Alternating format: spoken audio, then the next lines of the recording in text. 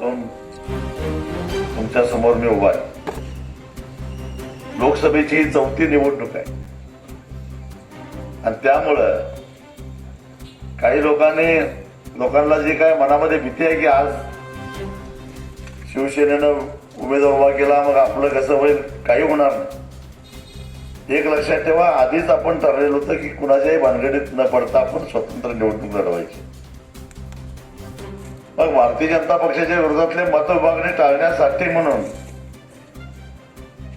आम्ही त्यांना विनंती केली होती की तुम्ही उमेदवार उभा करू नका. आपल्याकडे जर विनिंग मेरिट नसतं, जिंकण्याचं क्षमता नसती तर दोन्ही आघाड्यांनी आपल्याला पायघड्या घातल्या नसत्या, हे लक्षात ठेवा. दोन्हीकडनं ते काय लपून ठेवायचं काही कारण नाही. दोन्ही आघाड्या काय सांगत होत्या की तुम्ही आमच्या आघाडीत या. म्हणजे याचा अर्थ आपल्या खिशात जरा खुर्दा असल्याशिवाय कोण बोलवतं की आपल्याला. त्यामुळं सगळ्यात महत्वाची गोष्ट म्हणजे सगळ्यात जास्त मताचा गट्टा असणारा उमेदवार मी आहे, ते केवळ आणि केवळ ऊस उत्पादक शेतकऱ्यामुळं, हे तुम्हाला विसरून चालणार. आता राहिला मुद्दा की मग आता मतविभागणी होईल का. एक तर विद्यमान खासदारांचं कर्तृत्वच एवढं मोठं आहे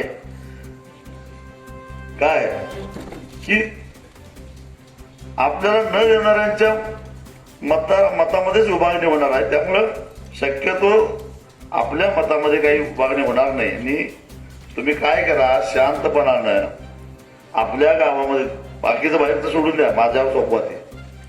आपल्या प्रत्येकानं आपल्या गावातलं मागच्या 4 निवडणुकीमध्ये आपल्याला पडलेली जी मतं आहेत ती मतं बघा आणि विशेषतः त्या मतामध्ये कुठेही फारसं खालीवर झालेलं नाही, तिथं वाढ कसा करता येईल तेवढं बघा. बाकी काही चिंता करायचं कारण नाही. ही माझ्या आयुष्यातली शिरोळ तालुक्यातली 1 विधानसभेचे 3 लोकसभेच्या निवडणुका लढवल्यात, बरोबर. म्हणजे ही 5वी निवडणूक आहे. गेल्या 4 निवडणुकीमध्ये शिरोळ तालुक्यामध्ये कुठली विधानसभेची निवडणूक असो किंवा लोकसभेची निवडणूक असो ते मताधिक्य माझंच असतं, हे लक्षात ठेवा. आणि 3 लोकसभेच्या निवडणुकीचा जर का आकडेवारी बघितली तर मी स्वतः ज्यावेळी निवडणुकीला राहतो त्यावेळी 1 लाख मताचा रेंजमध्ये मी येत असतो. आणि बहुतेक वेळा शिरोळमध्ये दुरंगीच लढत बघायला मिळते आपल्याला लोकसभेला. आता तिरंगी झाली, मग राहिलेल्या मतामध्ये 2 तुकडे झाले आणि वंचितवाल्याने घेतलं तर अजून 3 तुकडे होतील. पण आपल्या लाखाला धक्का लागत नाही, एवढी काय चिंता करू नका. मग काय होईल, मताधिक्य वाढेल काय कमी होईल.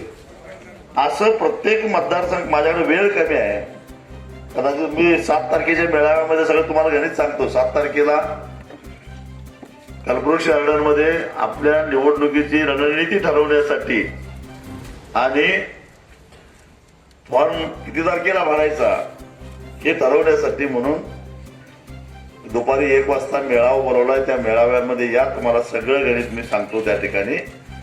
चिंता करायचं काही कारण नाही.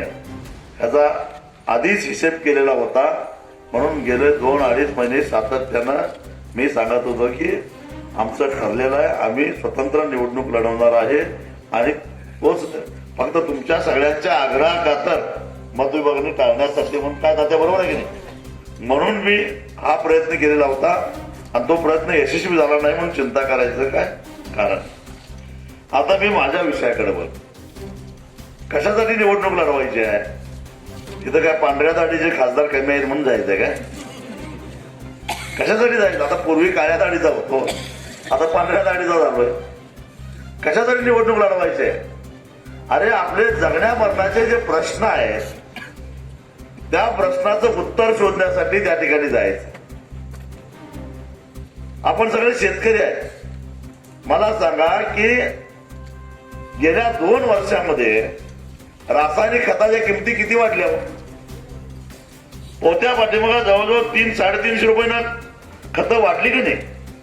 DAP घ्या, पोटॅश घ्या, सुफला घ्या, संपूर्ण घ्या, 12-32-16 घ्या, 19-19 घ्या.